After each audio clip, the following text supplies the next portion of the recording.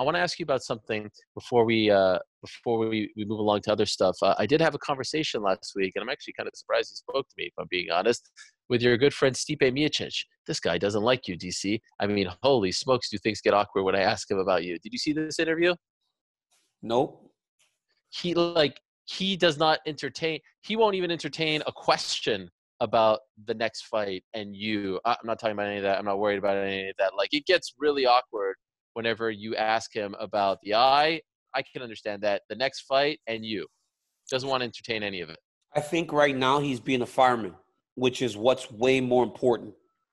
You know, that's way more important right now. That's what he should be worried about. But, you know, he doesn't want to fight me. You know, maybe he doesn't want to talk about it, but I mean, I bashed him upside his head for a good 20 minutes, you know what I'm saying? So, like, I wouldn't want to fight me either, you know? Like, what if you can't punch me in the stomach next time? Then what is he going to do?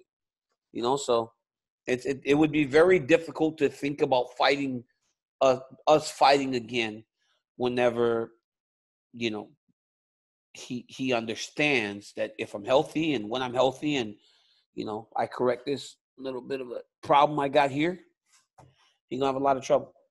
So, but do you think it's weird? Like, it's the fight business. He's doing the right thing, worrying about the virus. I get it. You know, he's a service worker.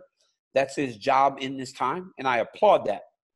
But when it's time to get back to the fight business, you got to play the fight game, and he doesn't necessarily play the fight game, and that's why for someone so talented, right, and such a phenomenal fighter, he just has not made that connection with the world for people to tune in yet. And it's because he won't play the fight game. Sometimes you got to play the game, and he isn't willing to do it.